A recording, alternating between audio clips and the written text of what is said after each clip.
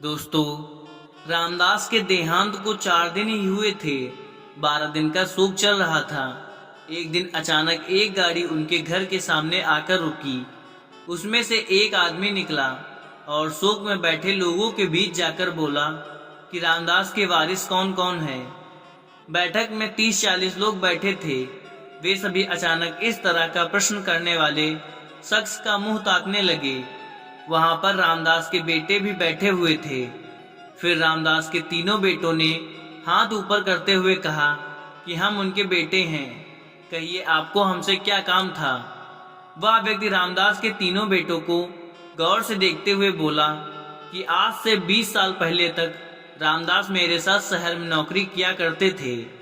उस समय उन्होंने मुझसे कुछ रुपए उधार लिए थे। वह रकम ब्याज सहित अब 20 लाख रुपए हो चुके हैं। आज मैं वे पैसे लेने आया हूँ। उस आदमी के इतना कहते ही वहां पर खुसर फुसर शुरू हो गई। रामदास का बड़ा बेटा, जो कि एक सरकारी नौकरी में था, खड़े होते हुए बोला कि आपके पास क्या सबूत है कि मेरे पिताजी ने आपसे पैसे उधार लिए थे। वह आदमी मुस्कुराता हुआ बोला कि मैं एक वकील हूँ, इतना मूर्ख भी नहीं कि बिना सबूत के चला आऊं। मेरे पास रुपए लेन देन का अनुबंध पत्र है, जिस पर तुम्हारे पिता ने अपने हाथों से पूरा विवरण लिख रखा है और अपने हस्ताक्षर भी कर रखे हैं। बड़ा बेटा बोला कि मैं किसी अनुबंध पत्र को नहीं मानता, मुझे तो आप फ्रॉड लगते हो। 20 सालों तक चुप बैठे रहना, फिर पिताजी के निधन के तुरंत बाद आपका अचानक से आ जाना, यह सब क्या है? अगर मेरे पिता ने पैसे लिए भी होंगे तब भी वह करार उनके साथ ही खत्म हो गया। मैं यह पैसे देने से साफ इनकार करता हूँ। रामदास का दूसरा बेटा, जो कि ठेकेदार था, वह बिल्डिंग बनाने का काम लिया करता था। वह भी खड़ा होकर बोला कि वकील साहब, आप जिन पैरों से चलकर आए हैं उन्हीं पैरों से वापस चले जाइए। अगर आपको पैसे चाहिए थे तो पिताजी के जीवित रहते ही आते। हमारे पिताजी ने हमें कभी नहीं बताया कि उन पर कोई कर्जा है। वकील बोला कि पहले इसलिए नहीं आया क्योंकि रुपए वसूलने का करार आज के दिन का ही था। रही बात वापस जाने की, तो मैं आपको बता दूं कि मैं यहाँ कोई लड़ाई लड़ने नहीं आया हूँ। यहाँ से चुपचाप चला जाऊंगा। लेकिन अगर आप लोग अपने पिता का कर्ज देने से इनकार करते हो तो मैं कोर्ट का दरवाजा खटखटाऊंगा। मगर मेरे रामदास जी के साथ अच्छे संबंध थे। मैं नहीं चाहता कि उनकी मृत्यु के बाद उनकी इज्जत उछाली जाए, इसलिए मैं आप लोगों को कुछ रियायत दे दूंगा। मगर तुम लोग कर्जा देने के लिए हाँ तो कहो। तीनों बेटे चुपचाप रहे। किसी ने भी कुछ कर्जा चुकाने की हिम्मत नहीं दिखाई।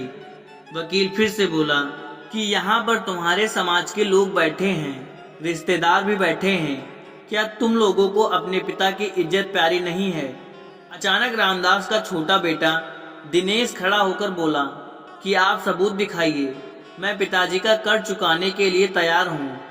उसके इतना कहते ही उसकी पत्नी, जो अन्य औरतों के साथ दरवाजे पर खड़ी होकर पूरी बातें सुन और समझ रही थी, जल्दी से बाहर आई और फिर अपने पति का हाथ पकड़कर अंदर ले गई और बोली कि यह आप क्या कर रहे हो?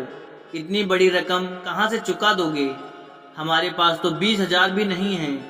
आपके भाई पूरी तरह से संपन्न होकर भी चुपचाप खड़े हैं। फिर आप क्यों अपने ऊपर अपने पिताजी का कर्जा चुकाने का इतना बड़ा बोझ ले रहे हो? दिनेश के पास बस थोड़ी सी जमीन ही थी और वह छोटा मोटा काम करके अपने घर का गुजारा कर लिया करता था। उसी में पति पत्नी किसी तरह से अपनी जिंदगी गुजार रहे थे। दिनेश के दोनों बड़े भाई अच्छे सुखी संपन्न थे और ऐसे आराम से अपनी जिंदगी जी रहे थे। एक भाई की सरकारी नौकरी थी और दूसरे भाई का भी अच्छा खासा कारोबार था। पिताजी ने अपने जीते जी दोनों को खड़ा कर दिया था और छोटे भाई दिनेश की जिम्मेदारी दोनों बड़े भाइयों को सौंप दी थी, क्योंकि पिताजी की तबीयत खराब रहने लगी थी। लेकिन दोनों भाइयों ने कभी भी अपनी जिम्मेदारी नहीं समझी और अपनी अपनी जिंदगी में मस्त हो गए। ना तो उन्होंने दिनेश को कोई कारोबार कराया और ना ही उसकी कभी किसी प्रकार से आर्थिक मदद की। दिनेश ने भी अपने भाइयों से कभी कोई शिकायत नहीं की। ऊपर वाले ने उसे जिस हाल में रखा वह उसी हाल में मेहनत करके अपनी जिंदगी व्यतीत कर रहा था। बस उसके पिताजी ने जमीन तीनों भाइयों के नाम कर रखी थी, जिससे उसकी थोड़ी मदद हो जाती थी, और बस वह जमीन का टुकड़ा ही दिनेश का सहारा था। लेकिन अब वह जमीन भी उसके नसीब में नहीं बची, क्योंकि आज वह भी जाने वाली थी। दिनेश ने अपनी पत्नी से कहा कि मैं अपनी जमीन बेच दूंगा, मगर पिताजी का नाम खराब नहीं होने दूंगा। दिनेश की पत्नी आंखों में आंसू भरकर बोली कि आपकी इसी आदत के कारण हम लोग गरीब हैं। भगवान के लिए उस जमीन को मत बेचिए। अगर जमीन बिक गई तो हम लोग भूखे मर जाएंगे। उसी के सहारे तो हमारे दिन कट रहे हैं। वह पत्नी के कंधों पर हाथ रखते हुए बोला कि तुमने हर सुख दुख में मेरा साथ दिया है। आज पिताजी की इज्जत का सवाल है। क्या तुम यह चाहोगी कि जीवन भर पूरे गांव के सामने मैं सिर झुकाकर चलूं? तुम हमेशा मुझे सच्चा मर्द कहते आई हो, फिर आज तुम्हें क्या हो गया? क्यों मुझे नामर्द बनाने पर तुली हो? इतना सुनते ही अचानक पत्नी के तेवर बदल गए। वह गर्व के साथ बोली कि माफ कर दो जी, आप जाओ, पहले परिवार की इज्जत बचाओ। रही बात पेट भरने की, उसके लिए मुझे आपके बाजुओं पर भरोसा है। आप हमें भूखे पेट नहीं सोने दोगे। फिर दिनेश डबल जोश में वापस बैठक में आ गया। लोग अब भी धीमी आवाज में खुसुर फुसुर कर रहे थे। वकील मुस्कुराते हुए बोला कि अब भी पिता का कर्ज चुकाने के लिए तैयार हो, या पत्नी ने तुम्हारे पेंच कस दिए? दिनेश मुस्कुराते हुए बोला कि वह एक मर्द की पत्नी है। वकील साहब, आप सबूत दिखाइए। मैं कर्ज चुकाने के लिए तैयार हूँ। हाँ, मेरे पास पैसे नहीं हैं, मगर मैं आपको अपने हिस्से की जमीन दे दूंगा, मगर पिताजी का कर्ज नहीं रहने दूंगा। वकील ने एक बार फिर दिनेश के बड़े भाइयों की तरफ देखा, फिर कहा कि क्या तुम लोग अपने छोटे भाई का साथ नहीं दोगे? दोनों भाई निर्जल की तरह सिर झुकाकर बैठे रहे, कोई जवाब नहीं दिया। वकील बोला कि आज से 20 साल पहले मैंने और रामदास जी ने मिलकर कुछ शेयर खरीदे थे। उस समय उनकी कीमत 20,000 रुपये थी। शेयर खरीदते ही वक्त यह तय हुआ कि दोनों में से किसी एक की मृत्यु होते ही शेयर बेच दिए जाएंगे, और जो रकम मृतक के हिस्से में आएगी वह जीवित हिस्सेदार उसकी योग्य संतान तक पहुंचाएगा।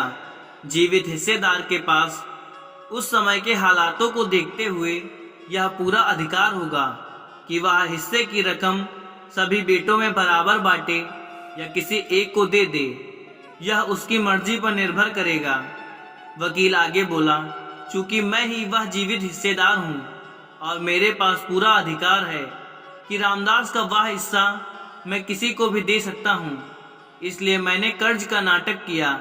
उन पर कोई कर्ज नहीं है, बल्कि शेयर बेचने के बाद और टैक्स कटने के बाद कुल 20 लाख रुपए उनके हिस्से में आए हैं, और वह 20 लाख रुपए मैं रामदास जी के छोटे बेटे दिनेश को देने की घोषणा करता हूँ, क्योंकि दिनेश ही उन रुपयों का सच्चा हकदार है।